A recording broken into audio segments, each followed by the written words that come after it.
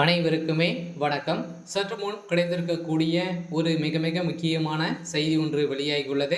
சற்று முன் ஊழல் வழக்கில் சிக்கிய முதல்வர் பதவி பறிப்பு, ஆளுநர் அதிரடி, இது மாதிரி செய்திகள் வெளியாகிருக்கு.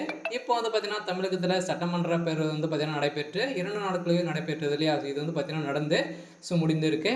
இதில் நடந்த சட்டப்பேரவையில் பார்த்தீங்கன்னா சபாநாயகர் அப்பா அவர்கள் பார்த்தீங்கன்னா திமுகவுக்கு ஆதரவாக பேசியும் எதிர்கட்சிற்கு எதிராகவும் பேசிய நிலையில் பார்த்தோன்னா இப்போ சாதனர் RN ரவி அவர்களுக்கு பார்த்தீங்கன்னா எடப்பாடி பழனிசாமி அவர்கள் எழுதிய கடிதத்தால் இப்போ திமுகவுடைய ஊழல் பட்டியலில் முதல்வர் பேர் பார்த்தீங்கன்னா வசமாக இடம்பெற்று இருக்கு. இதைத் தொடர்ந்து ஏற்கனவே அதானியுடைய விஷயத்தில் இப்போ சிக்கியிருந்தாங்க இல்லையா?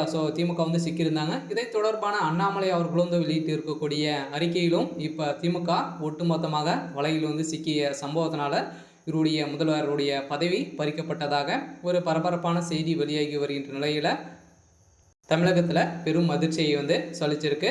இதை பற்றி இந்த வீடியோவில் நம்ம முழுமையாக பார்க்கலாம். அதுக்கு முன்னாடி நம்ம சேனலுக்கு இப்போ தான் நீங்கள் முதல் முறையாக வந்திருக்கீங்க அப்படின்னா மறக்காமல் நம்மளுடைய சேனலை சப்ஸ்கிரைப் பண்ணி சப்போர்ட் பண்ணுங்கள்.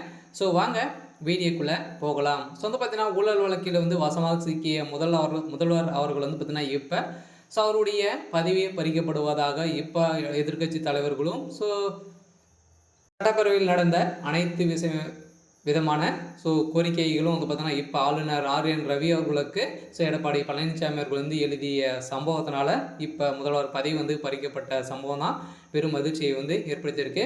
இருந்தாலும் இப்போ பார்த்தீங்கன்னா ஆளுங்கட்சியாக இருக்கக்கூடிய திமுகவுக்கு சாதகமாக பேசி வரும் சபாநாயகர் அப்பாவுக்கும் அவருடைய பதவிக்கும் ஒரு மிகப்பெரிய கேள்விக்குறியாக வந்திருக்கு. இருந்தாலும் தமிழகத்தில் பார்த்தீங்கன்னா சட்டப்பேரவை கூட்டம் பார்த்தீங்கன்னா இது வரைக்குமே போன ஆண்டு காலத்திலே 14 முறை பார்த்தீங்கன்னா சட்டமன்ற கூட்டம் நடைபெற்றிருக்கு.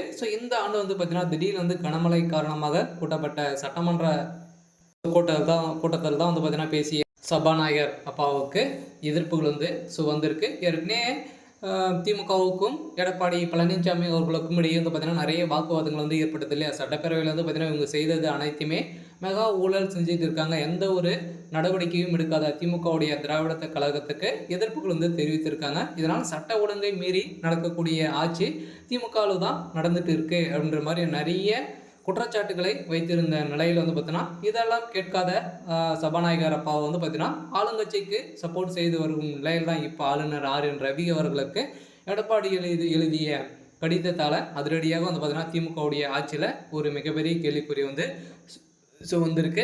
இதன் அடிப்படையில் தான் அதானி விஷயத்தில் சிக்கிய திமுகவினருக்கு கூடிய விரைவில் பதிலடி கிடைக்கும் அப்படின்ற மாதிரி தான் ஒரு பரபரப்பான செய்தி வெளியாக இருக்குது. இருந்தாலும் என்ன நடக்க போகுது அப்படின்றத வெயிட் பண்ணி பார்க்கலாம்.